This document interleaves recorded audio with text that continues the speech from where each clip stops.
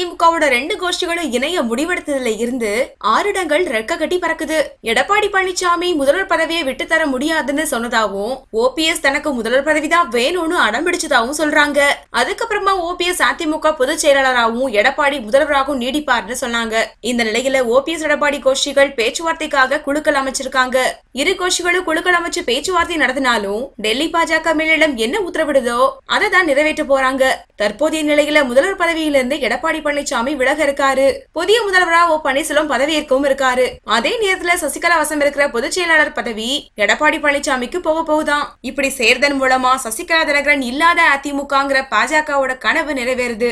மேலும் அமைச்சரவை பதவியிலிருந்து சர்ச்சைக்குரிய விஜயபாஸ்கர் நீக்கப்பட்டு மாஃபா பாண்டியன் இல்ல செந்தில் பாலாஜி இவங்க 2 பேர்ல யாராவது ஒருத்தர் சேர்க்கப்பட இருக்காங்க. இது தொடர்பா அதிகாரப்பூர்வ அறிவிப்பு வரும் திங்களன்று வெளியாக கூடும்னு எதிர்பார்க்கப்படுது. இதனால மீண்டும் முதல்வராக ஓபிஎஸ் பதவியேற்க இருக்காரு அதிமுக பொதுச் செயலாளரா எடப்பாடி. இந்த வீடியோ பிடிச்சிருந்தா லைக் பண்ணுங்க, வீடியோ பத்தின கமெண்ட்ஸ் போஸ்ட் பண்ணுங்க. மேலும் இது போன்ற தகவல் தெரிஞ்சுக்க எங்க சேனலை சப்ஸ்கிரைப் பண்ணுங்க. நன்றி.